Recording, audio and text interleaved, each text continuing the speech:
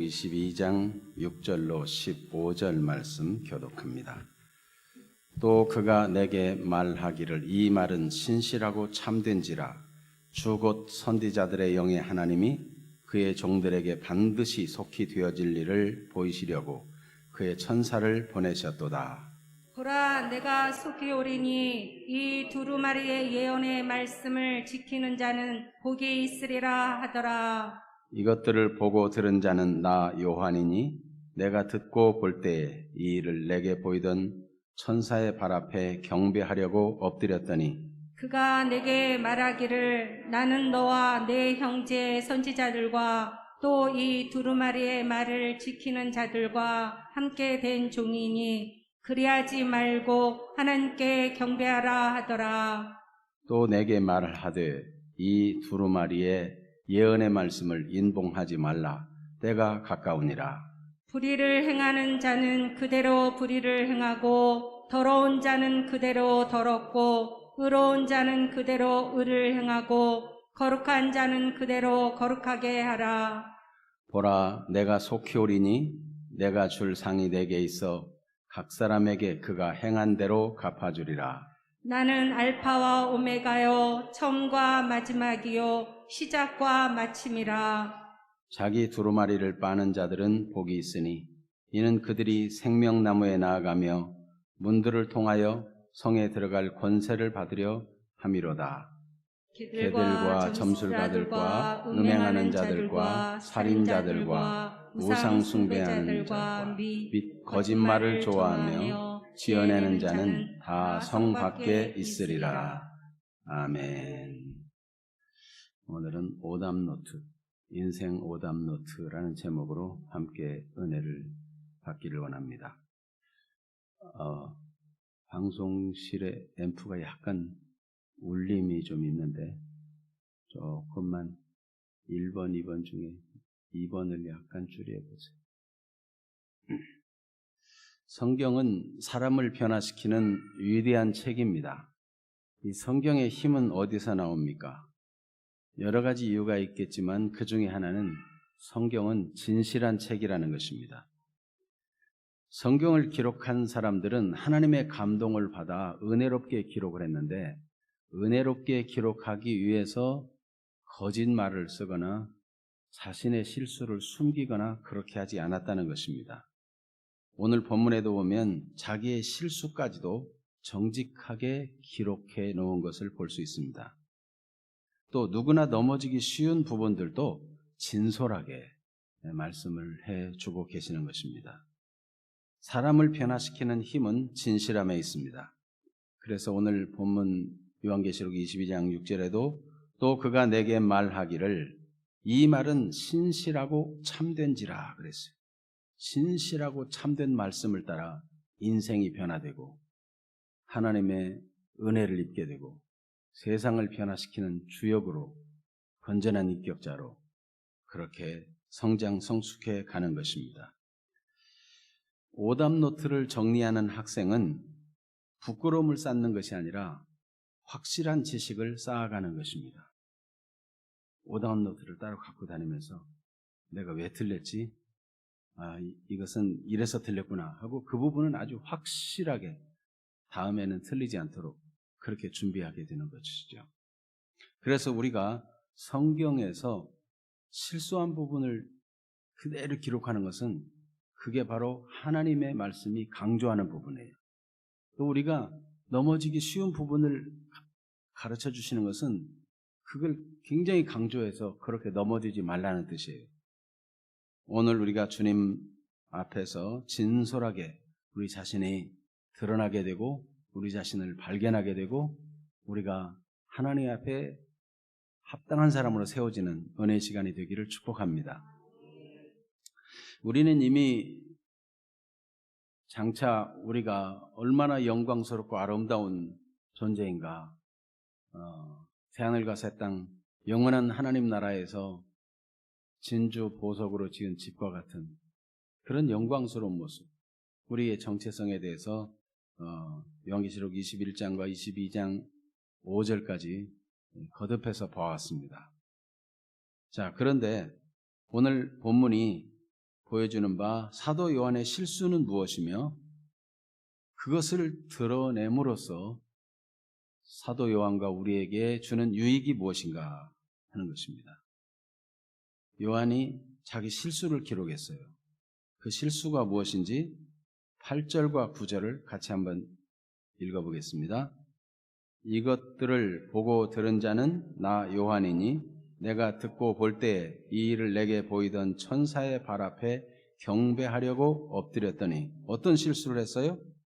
천사에게 경배하려고 엎드렸다는 거예요. 9절 그가 내게 말하기를 나는 너와 내 형제 선지자들과 또 이 두루마리의 말을 지키는 자들과 함께 된 종이니 그리하지 말고 하나님께 경배하라 하더라. 아멘. 그래서 천사는 경배의 대상이 아니며 오직 하나님 외에는 그 어떤 것도 경배해서는 안 된다는 것을 가르쳐 줍니다.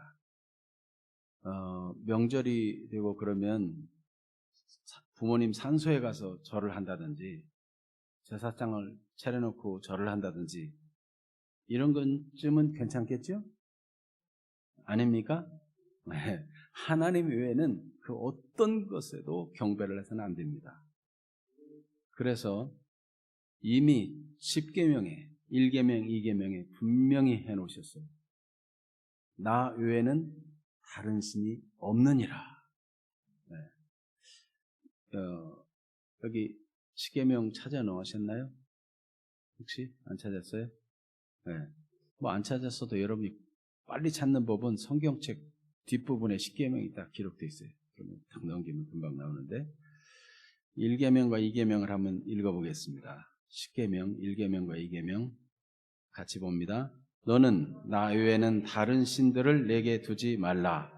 너를 위하여 새긴 우상을 만들지 말고 또 위로 하늘에 있는 것이나 아래로 땅에 있는 것이나 땅 아래 물속에 있는 것에 어떤 형상도 만들지 말며 그것들에게 절하지 말며 그것들을 섬기지 말라. 나 내 하나님 여호와는 질투하는 하나님인즉 나를 미워하는 자의 죄를 갚되 아버지로부터 아들에게로 3, 4대까지 이르게 하거니와 나를 사랑하고 내 계명을 지키는 자에게는 1000대까지 은혜를 베푸느니라. 아멘. 하나님 외에 그 무엇을 만들지도 말고 섬기지도 말라. 거기 절하지도 말라. 그렇게 하는 것은 하나님이 뭐 하시는 거라고 그랬어요? 미워하시는 거. 하나님 미워하시는 거예요. 이 미워하는 자, 우상 숭배하는 자의 죄를 갚되 아버지로부터 아들에게까지 3, 4대까지 갚는다는 거예요. 그러나 하나님 말씀을 존중하고 하나님을 사랑하고 오직 하나님만 경배하는 자에게는 하나님께서 1000대까지 은혜를 베푸신다. 그러니까 3, 4대하고 1000대하고 3, 4대는 재난으로 갚으시지만 1000대는 복으로 갚으세요. 그럼 뭘 선택하라는 거죠? 네, 1000대까지 복 받는 길을 가라. 그래서 천사든지 사람이든지 아무리 훌륭해 보이는 사람도 신으로 경배하면 안 돼요. 사람은 욕심이 한도 없어가지고 사람들이 따르기 시작하면 자기가 신이라도 되는 것처럼 우쭐거리는 그런 경향이 있어요. 그래서 이 요한계시록 기록될 당시에 로마 황제들은 스스로를 신으로 여기고 그리스도인들을 박해할 때 신을 섬기지 않는다 해서 박해했습니다. 지금 저 북한 3대 세습 정권도 그냥 통치자가 아니에요. 위대한 영도자, 태양이시며 뭐 이렇게 가지고 신처럼 숭배받는 하나님의 자리에 오르는 그런 모습을 보게 됩니다. 또 사람 중에는 설교를 잘하거나 또 유명한 연설을 잘해가지고 사람이 따르면 자기가 또 신처럼 대우받기를 원하는 그런 사람도 있어요. 그래가지고 나한테 와야만 구원받는다든지 우리 단체로 들어와야만 천국 간다든지 또는 우리가 예수님이 어느 곳으로 재림하는데 그곳으로 같이 모여가지고 예수님 재림을 기다리자든지 이런 엉뚱한 일들을 벌이는 일이 있습니다. 그것은 모두 다 하나님이 미워하시는 거죠. 그래서 하나님 외에는 그 어떤 대상도 경배의 대상이 될 수 없습니다. 조상 숭배도 마찬가지죠. 그러면 천사는 무엇이냐? 오늘 요한계시록 22장 9절 말씀에 보니까 나는 너와 내 형제 선지자들과 또 이 두루마리의 말을 지키는 자들과 함께 된 종이니. 천사도 자기를 종이라고 일컬었어요. 하나님의 종이다. 하나님의 심부름꾼이다. 하나님의 계시를 전달하기도 하고 하나님의 말씀을 선포하기도 하고 하나님의 말씀을 따라서 수종드는 일을 한다. 이렇게 자기를 종이라고 고백했습니다. 그건 겸손해서가 아니고 이건 사실이에요. 사실. 겸손한 것과 실제를 혼동하면 안 돼요.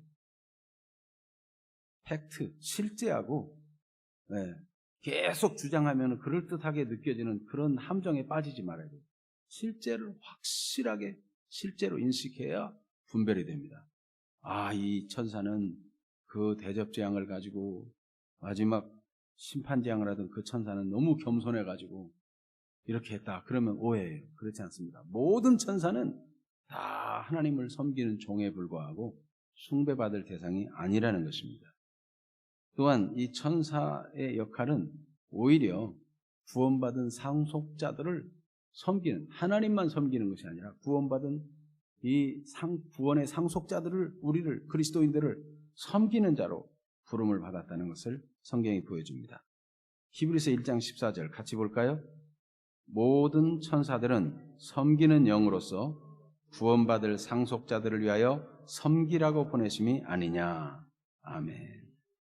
그래서 이걸 통해서 우리도 같은 실수를 범하지 않도록 오직 하나님만 섬기고 어떤 유명한 사람도 어떤 화려한 경력이 있는 사람도 숭배의 대상은 아니다. 네. 사람들이 누구를 좋아하면은 무조건 따르는 경향이 있어요. 그건 굉장히 위험합니다. 사람은 다 실수가 있고 허물이 있기 때문에 무조건 되고 따르면 안 돼요.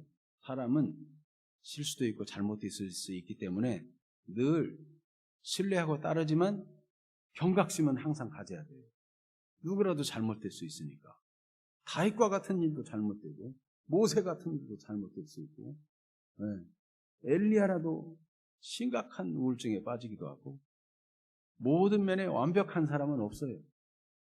그렇기 때문에 분별해야 됩니다. 항상 사람은 사랑의 대상이고 격려의 대상이고 또 믿고 신뢰하고 서로 간에 또 이 리더들을 믿고 따르고 서로 성도들끼리 서로 신뢰하고 그렇지만 그 한계가 어디까지냐? 숭배의 대상이 되어서는 안 돼요.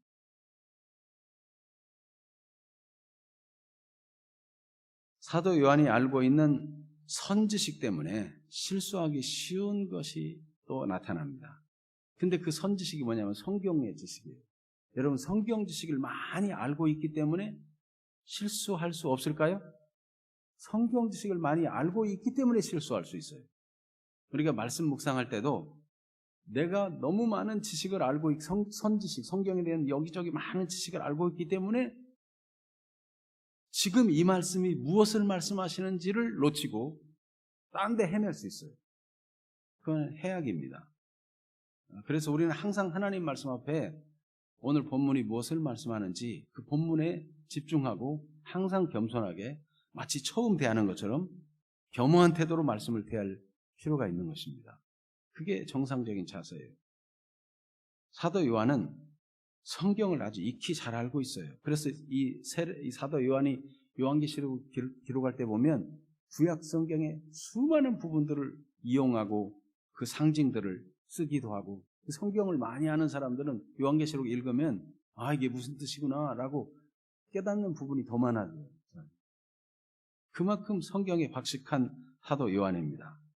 그런데 이 사도 요한이 성경을 많이 아는 선지식 때문에 실수하기 쉬운 부분이 무엇이었습니까? 자, 10절을 같이 읽어봅니다. 또 내게 말하되 이 두루마리의 예언의 말씀을 임봉하지 말라 때가 가까우니라. 아멘. 보세요. 지금 이 하나님의 종으로 심부름하는 이 천사는 6절에 보니까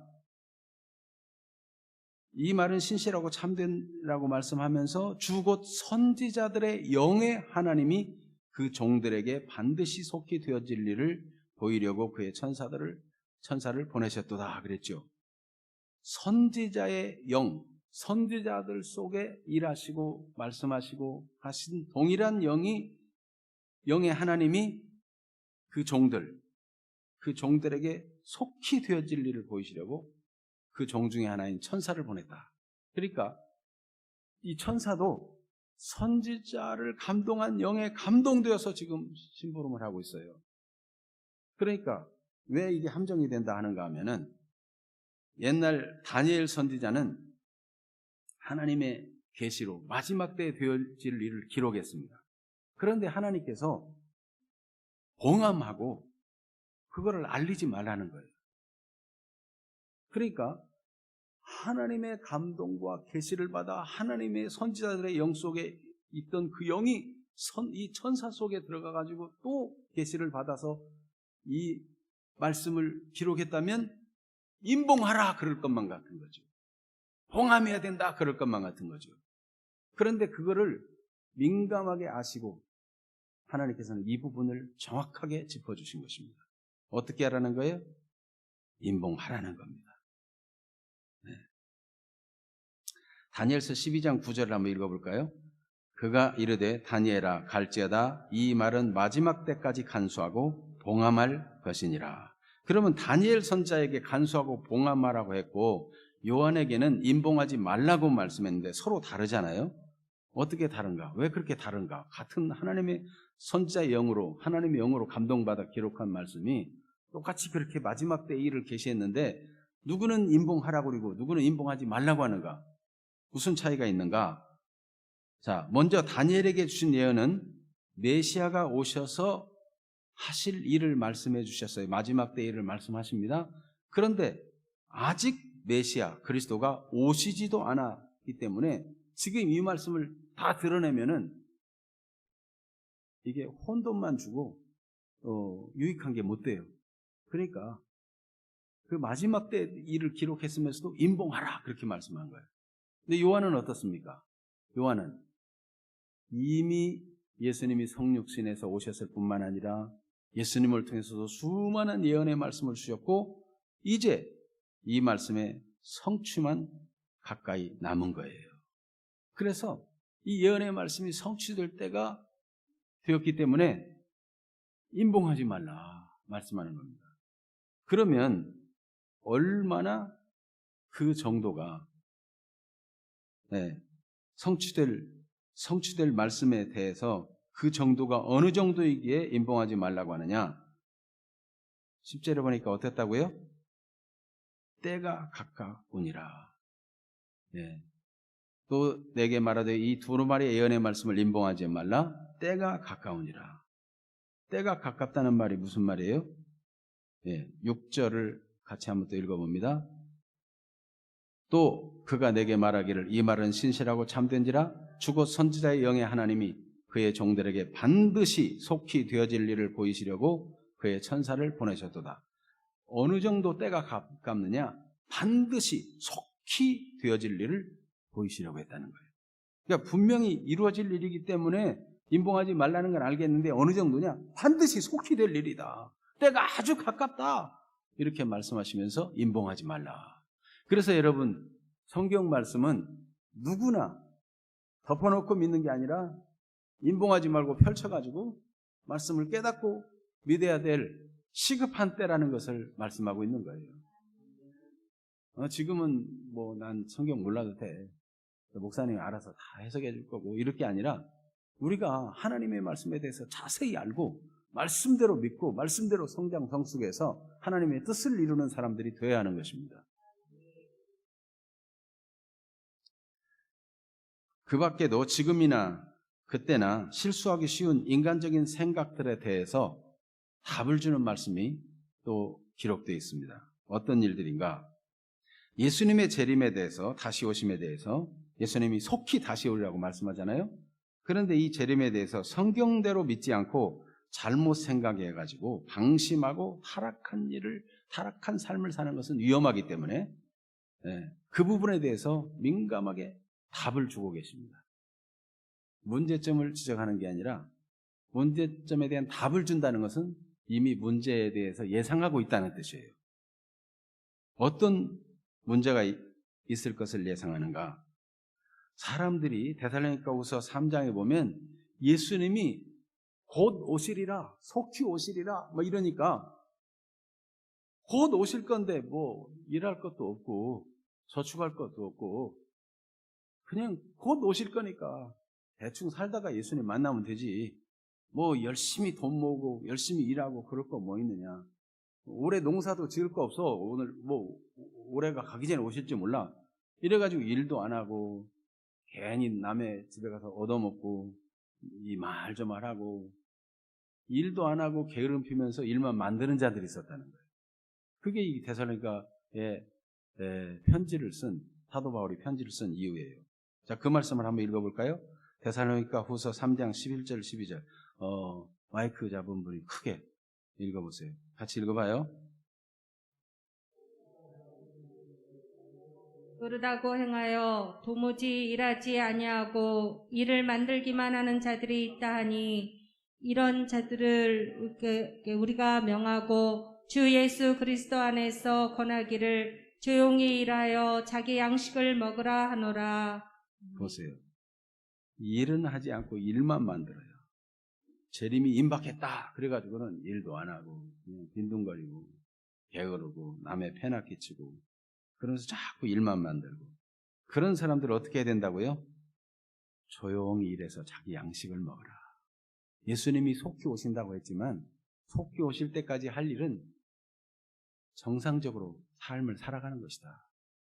우리가 정상적인 삶을 평상시대로 살아가다가 예수님이 오시면 아멘 하고 아멘 주 예수의 오시옵소서 이렇게 맞이하는 것이 재림을 기다리는 신앙이지 예수님 다시 오실 것이니까 공부도 학생들은 공부도 할 필요 없다. 장사할 사람은 장사할 필요도 없다. 농사짓는 사람은 농사질 필요도 없다. 그리고 일도 않고 게으름 피고 그렇게 하는 것이 좋은 신앙인 것처럼 하는 것은 잘못된 것이다. 이렇게 말씀하고 있어요. 그 다음 또 어떤 종류의 사람이 있는가? 예수님의 재림이 말씀하신 지가 언젠데 예수님 재림이 없다. 벌써 2000년이나 지나지 않았는가? 뭐 세상 뭐 변한 거 있어? 그대로지? 뭐 예수님 오시긴 뭘 오셔? 그러면서 그냥 제멋대로 살고 하나님 말씀을 조롱하고 자기 정욕을 따라 자기 하고 싶은 대로 사는 사람들이 있다는 겁니다. 이런 부분에 대해서 경고하고 있어요. 그래서 자, 오늘 본문 7절을 같이 한번 읽어봅니다. 보라, 내가 속히 오리니 이 두루마리의 예언의 말씀을 지키는 자는 복이 있으리라 하더라.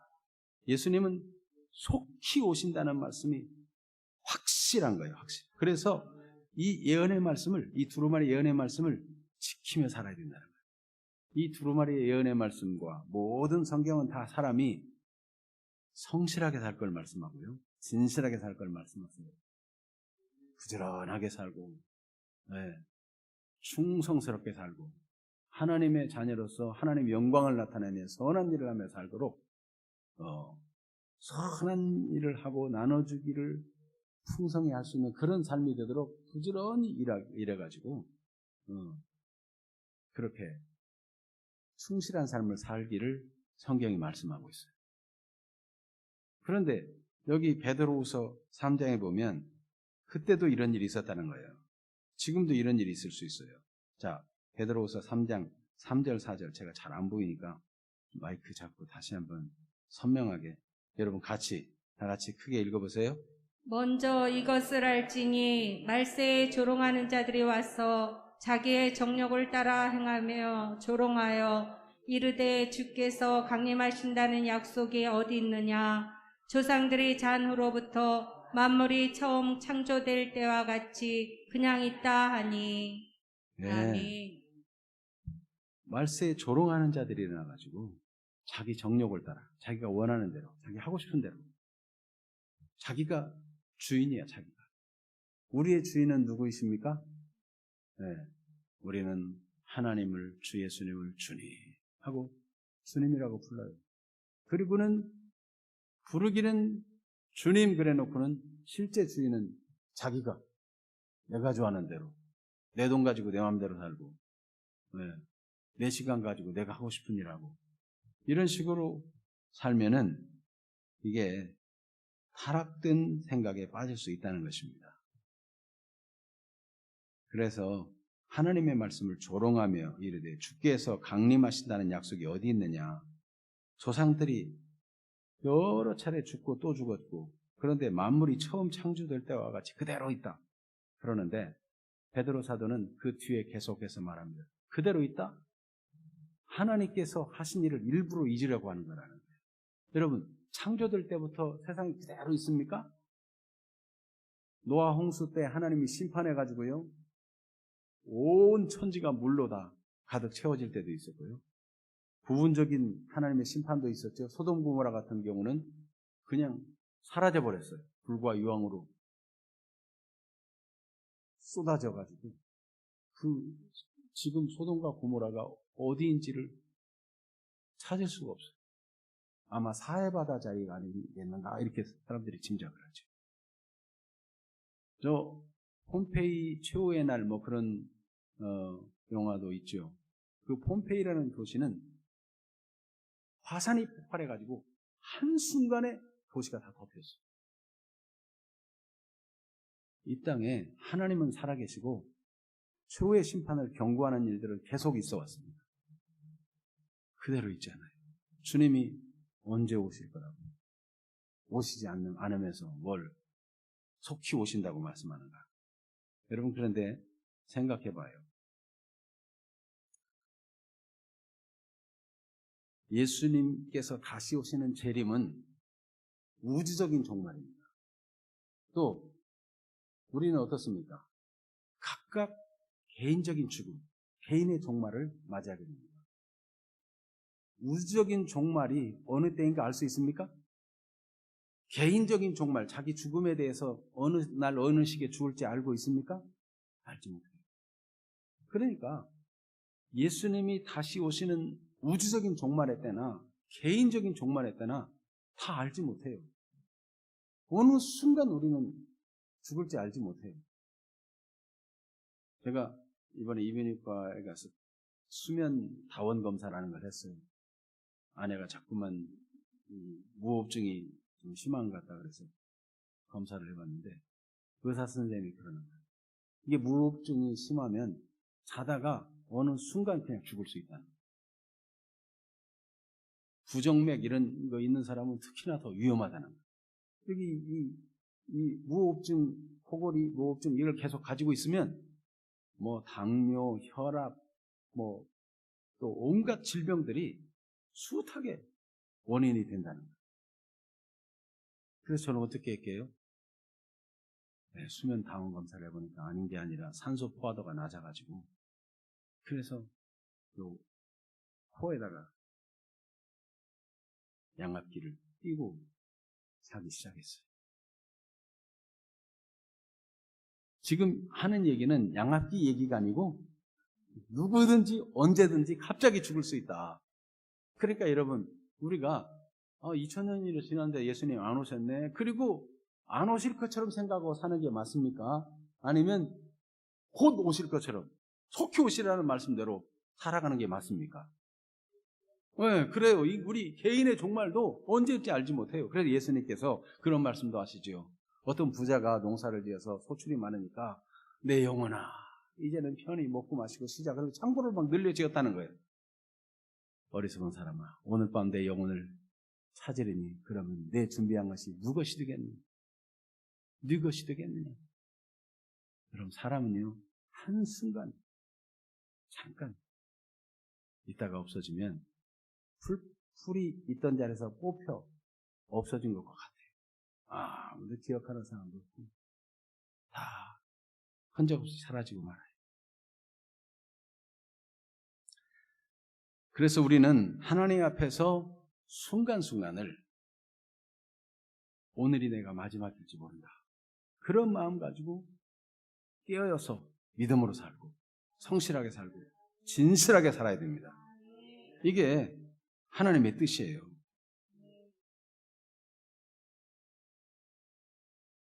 그래서 우리가 이 땅에 살면서 참 우울할 때도 있고 쓸쓸할 때도 있고 답답할 때도 있고 힘들 때도 있겠지만 우리 주님 오실 날이 가깝습니다. 속히 되어질 일이라고 말씀했는데 우리가 이제 곧 오실 것처럼 이렇게 의식을 하면서 사는 것이 옳습니다. 우리 부모들이 자녀들을 이렇게 공부시키고 할 때 어떻게 합니까? 아직 멀었어요. 좀 더 놀다 할게요. 그리고 계속 미루면 그 자녀의 태도가 좋은 태도예요? 부모는 어떻게 하기를 원합니까? 네, 이미 숙제하고 공부할 거 하고 다 준비하고 그래도 놀아도 되지 않느냐. 늘 확실한 준비를 갖춘 그런 성실한 인간이 되기를 원하는 거죠. 우리가 주님이 곧 다시 오시라는 말씀을 생각하면서 하루하루를 성실하게 사는 것, 그게 하나님의 뜻이에요. 그래서 우리는 오늘 저녁에 주님이 오실 것처럼 살아가는 것, 오늘 오셔도 부끄러울 것이 없이 살겠다 하는 그런 마음으로 살아가는 것이 정상적인 신앙생활이다 하는 것을 알 수 있습니다. 자, 그래서 베드로서 3장 3절 4절 말씀에 그래 있고 베드로서 3장 8절 10절에 보면은 우리가 인간적으로 생각할 때는 주님이 더디 오신다라고 생각하지만 하나님은 우리의 차원과 다른 차원에서 모든 걸 바라보고 계시고 선한 뜻을 이루고 계신다는 거예요. 그렇기 때문에 다시 오시는 것에 대해서나 내 우주적인 종말이나 내 개인의 종말에 대해서는 하나님의 손에 맡기고 오늘 나의 일을 성실하게, 오늘 나의 믿음을 정직하고 진실하게 지키며 사는 일이 필요하다는 것입니다. 그래서 여기 베드로서 3장 8절에서 10절 말씀 한번 또 같이 읽어봅니다. 사랑하는 자들아, 주께는 하루가 천년 같고 천년이 하루 같다는 이 한 가지를 잊지 말라. 주의 어떤 이들이 더디다고 생각하는 것 같이 더딘 것이 아니라 오직 주께서는 너희를 대하여 오래 참으사 아무도 멸망하지 아니하고 다 회개하게 이르기를 원하시느니라. 그러나 주의 날이 도둑같이 오리니 그날에는 하늘이 큰 소리로 떠나가고 물질이 뜨거운 불에 풀어지고 땅과 그 중에 있는 모든 일이 드러나리로다. 아멘.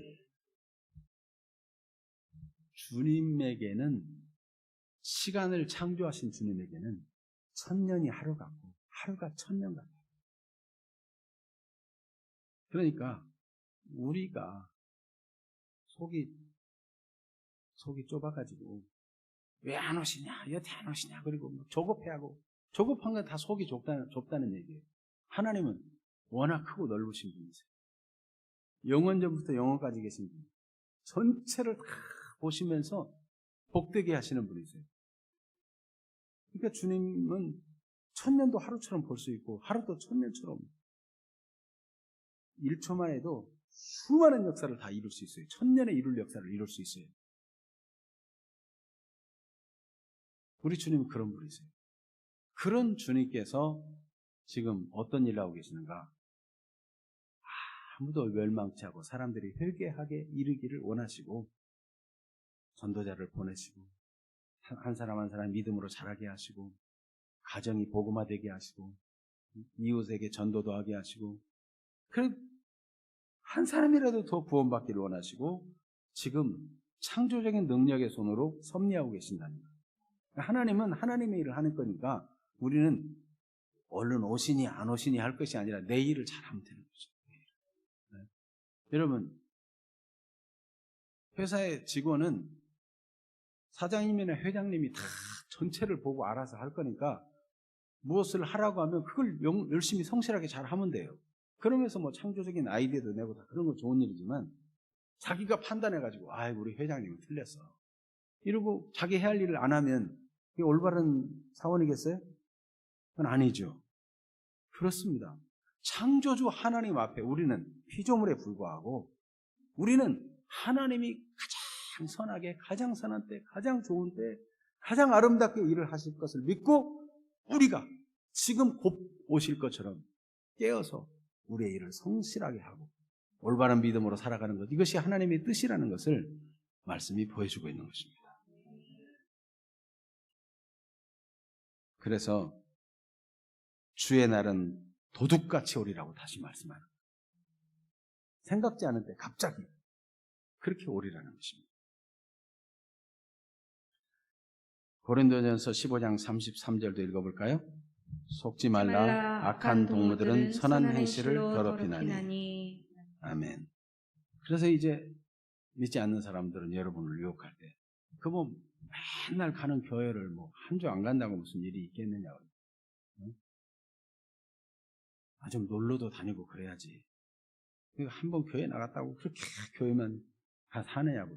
사실 교회가 사는 것도 아닌데, 일주일에 몇 번 오는 것도 아닌데. 여러분 각자 생각해 보세요. 일주일에 몇 번씩 교회 오세요? 교회 오는 시간이 많아요? 여러분 나름대로 원하는 시간을 갖는 시간이 많아요? 악한 동무들은 선한 행실을 더럽히고 하나님 앞에 올바로 사는 일을 자꾸 그렇지 않은 것처럼 거짓말로 자꾸 호도해가지고 속이는 거예요. 여러분, 우리가 주님 앞에 있는 시간, 주님 앞에 드리는 시간, 주님 앞에서 살고자 몸부림치는 시간은 하나님이 주시는 그 기회에 비해서 너무 적지 않나요? 응? 너무 좀 죄송한 게 아니에요? 그런데 악한 동무들은 속입니다. 너는 맨날 교회만 가서 사느냐? 너는 맨날 다른 사람 교회 다니도 안 그러는데 너는 왜 그러냐고. 네. 그래가지고 우리의 마음이 점점 주님을 떠나거나 또 세속화되면 그걸 아주 바람직한 일인 것처럼 속이는 것입니다. 여러분, 주의 은혜가 충만히 임하고 주님의 은혜 속에서 다시 오실 주님 앞에 살아가는 복된 인생들이 되기를 축원합니다. 어떤 여집사님이 우울해졌어요. 아마 이번 명절 때도 우울한 분들이 있었을 거예요. 북한에 고향을 둔 분들이 참 가고 싶은 고향 한 번도 못 가보고 우울해가지고 저 파주 같은 데 가가지고 멀리 고향 쪽을 쳐다보고 어떤 사람은 참기름 2병을 사갖고 가더라고요. 옛날 우리 어머니가 떡을 만들어서 참기름 발라주었을 때 그렇게 고소하고 맛있었는데 참기름 2병을 그 담벼락에 놓고 와요. 어떤 분은 별로 일가 친척도 없으니까 쓸쓸하게 보내면서 그냥 털만 덥수룩 기르고 그러고 그냥 술이나 벗삼아 살고 명절이 즐거운 게 아니라 고문처럼 느껴지는 그런 시간들을 보내는 사람도 있어요. 이 어떤 여집사님은 마음이 우울해져가지고 구두를 하나 사려고 백화점에 갔습니다. 백화점을 이리저리 다 돌아봐도 마음에 드는 구두가 없습니다. 마음도 꿀꿀한데 왜 마음에 드는 구두가 없나 하고 불평을 투덜투덜하면서 시내를 백화점에 나와서 걷고 있는데 시장 한복판에 한 사람이 찬송을 하는 소리가 들리는 거예요.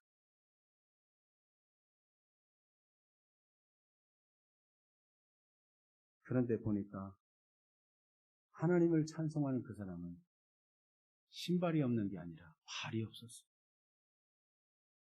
그래서 이 여집사님은 그걸 보고는 자기가 우울해하고 마땅한 신발이, 마음에 드는 신발이 없다고 불평한 게 하나님 앞에 너무 죄송스러워가지고 그 신발 살 돈을 모두 그 사람에 주고 회개하는 마음으로 집에 돌아와서 하나님께 감사했다고 합니다. 여러분, 우리는 이 땅에 살면서 누구하고 비교해가지고 우울해지거나 절망하거나 쓸쓸해질 수가 있어요. 그렇지 않습니다.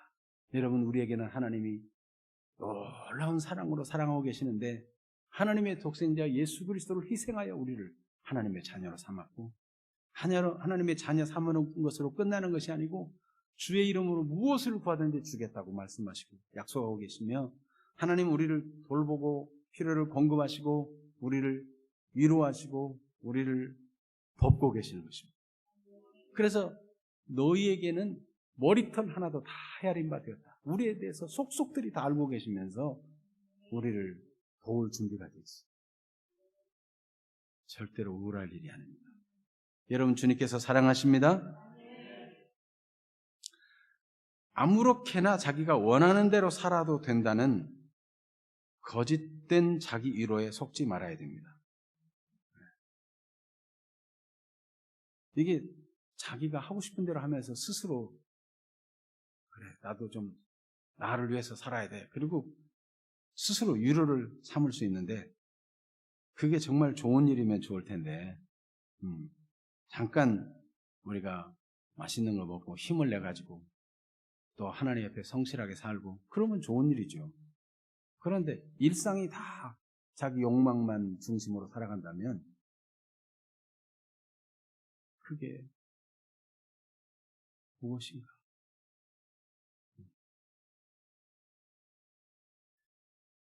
자, 그래서 우리는 우리의 주님이 하나님이시고 우리 주 예수님인 것을 생각하면서 살아야 되는데 신실하게 살아야 됩니다. 오늘 11절을 같이 읽어볼까요?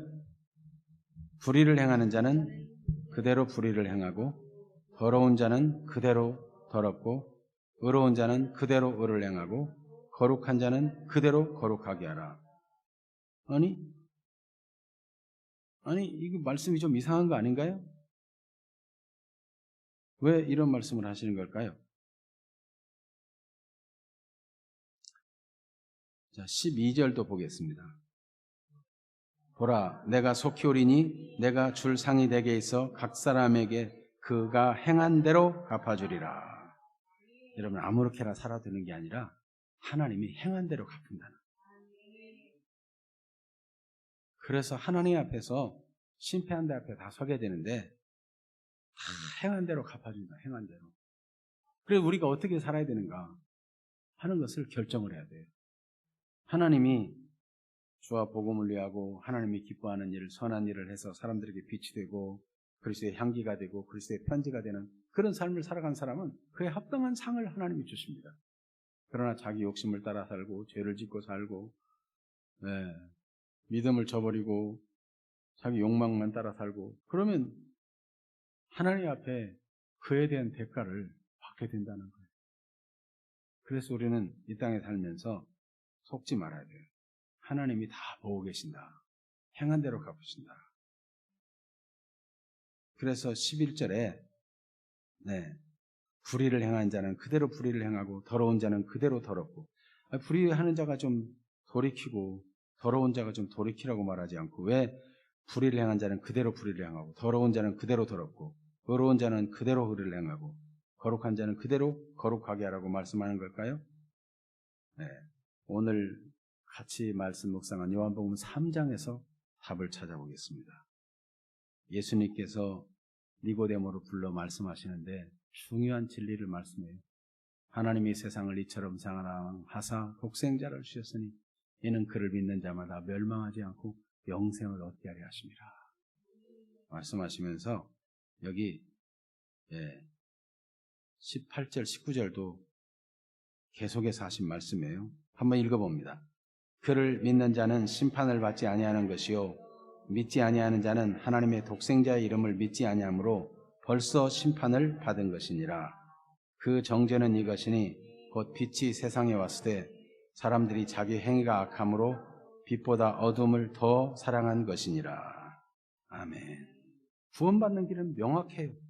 예수님이 우리 죄를 위해 십자가에 죽으시고 다시 살아날 것을 이미 계획하고 오셨고 그 독생자 예수님을 믿으면 구원받는다. 예수님의 십자가와 부활을 믿는 자는 구원받는다는 걸 미리 예수님이 말씀해 주신 거예요. 그런데 그를 믿는 자는 심판을 받지 아니하는 것이요 믿지 아니하는 자는 하나님의 독생자 이름을 믿지 아니함으로 벌써 심판을 받은 것이다. 이미 심판의 아래 놓여진 삶을 계속 살고 있는 것이다. 그러면 어떤 사람이 믿고 어떤 사람이 안 믿느냐? 예수님이 어떻게 말씀했어요? 예. 그 정죄는 이것이니 곧 빛이 세상에 왔을 때 사람들이 자기 행위가 악함으로 빛보다 어둠을 더 사랑한 것이니라. 불의를 행한 자는 그대로 불의를 행하고 더러운 자는 계속 그대로 더러운 거는 그 마음의 상태가 이미 불의를 좋아하고 더러움을 좋아하는 상태에서 벗어나고 싶어 하질 않아요. 그 자체를 즐기고 있는 거예요. 그러니까 그대로 심판을 받을 겁니다. 우리가 복음을 전하고 주의 사랑을 전할 것이지만은 우리가 사람을 완전히 바꿀 수 있는 게 아닙니다. 구원은 하나님의 일입니다. 우리는 하나님 앞에 성실하게 살고 진실하게 살고 복음을 전하며 살지만 우리가 알아야 될 것이 있습니다. 예수님이 말씀하신 바와 같습니다. 누가 정죄를 받느냐? 스스로 불의를 좋아하고 악을 좋아해서 빛보다 어둠을 더 사랑해서 빛으로 오기를 싫어하는 거예요. 빛으로 오면 자기 악한 행위가 드러날까 해서 오지 않는다는 거예요. 빛으로 오는 사람은 자기가 하나님 안에 있다는 것을 확인하는 것이 즐거워서 또 빛으로 온다는 거예요. 여러분, 그러므로 우리의 삶이 하나님의 빛 가운데 말씀 안에서 사는 삶은 행복한 삶이죠. 말씀을 통해서 말씀을 순종하며 살며 맞아, 이렇게 말씀대로 사니까 기쁘구나, 감사하구나, 하나님 말씀에 있는 그 삶을 사니까 참 행복하구나, 이걸 확인하면서 빛된 삶을 즐기는 거예요. 행복한 거예요. 악한 사람들은 어두움에 속해가지고 어두움 가운데 살아요. 빛으로 나면 금방 어두운 거, 죄된 거가 다 드러나기 때문에 어둠을 더 즐겨야 되니까 불의한 일을 즐기고 죄를 즐기고 더러운 삶을 즐기기 때문에 빛으로 오려고 하질 않아요. 성경이 그걸 말씀하고 있어요. 그러니까 여러분, 우리가 하나님 앞에, 이 말씀은 우리가 하나님 앞에 진실하게 살면 뭐하냐, 나만 정직하게 살면 뭐하냐, 세상은 다 도둑놈이고 다 나쁜 짓 하고 그래서 그들은 출세하고 부자 되고 그런데 나만 하나님 말씀대로 주님 곧 오실 거 생각하면서 하나님 앞에 성실하게 살면 뭐하냐, 이런 유혹에 빠지지 말라는 것입니다. 그것은 마음이 이미 양심이 화인을 맞았거나 스스로 정죄된 상태에 머무르기를 좋아하는, 그것이야말로 하나님께 버리움받은 상태일 수 있습니다. 그렇기 때문에 전도를 그렇게 열심히 하려고 하는데 믿지 않을 때 내가 부족해서 그런가 보다. 물론 그렇게 자기를 돌아보는 것 좋지만 너무 자책하지 말아요. 불의한 자는 그대로 불을 행하고 더러운 자는 그대로 불이 더럽습니다. 이 땅에 악한 자들은 거짓말을 해도 뻔뻔스럽게, 이 악한 사람들은요, 거짓말을 한 번 하고 두 번 하고 확실하게 말하면 사람들이 결국은 믿게 된다라고 생각하고 거짓말하는 사람들이 있어요. 주로 공산당들이 그렇게 한다. 공산당들이 사람들을 선동하는 선동 전략 중에 뭐냐면 거짓말을 하고 계속 거짓말하고 계속해서 세뇌를 시키고 그걸 확신 있게 막 계속 얘기하면은 저렇게 확실하게 얘기했다는 뭔가 있나 보다, 이렇게 사람들이 그 선동에 그냥 선동당한다는 게 공산당의 선동 방법. 여러분, 이 땅에 불의한 일들이 많이 있습니다. 그리스도인들이 세상에 나가 살다 보면 악들이 성행하고 악하게 하는데도 돈만 잘 벌고 잘 되는 것 같고 성공하는 것 같고, 우리가 거기에 선동되지 말아야 돼요. 아닙니다. 불의한 자는 그대로 불을 행하고 더러운 자는 그대로 더럽고 의로운 자는 의롭고 거룩한 자는 거룩한 삶을 살라고 말씀하고 있어요. 때가 가까워요. 지금 여기서 노선을 갈아타가지고 또 나도 좀 세상에 발 좀 담그다 올까 이러면은 속는 거예요. 속는 거. 인생의 오답노트. 오늘 우리가 넘어지기 쉬운 부분들을 주님이 답을 주셨습니다. 우리가 실수하기 쉬운 부분에 대해서 주님이 말씀해 줬습니다. 성경을 많이 안다고 하는 것 때문에 실수할 수 있는 문제도 있다는 것을 또 알려주셨습니다. 우리는 항상 겸허한 태로, 겸손한 태도로 주의 말씀을 따라 살고 속히 오실 주님, 도적같이 오실 주님을 생각하며 신실하게 살아가는 믿음의 사람들 다 되시기를 축복합니다. 기도하겠습니다.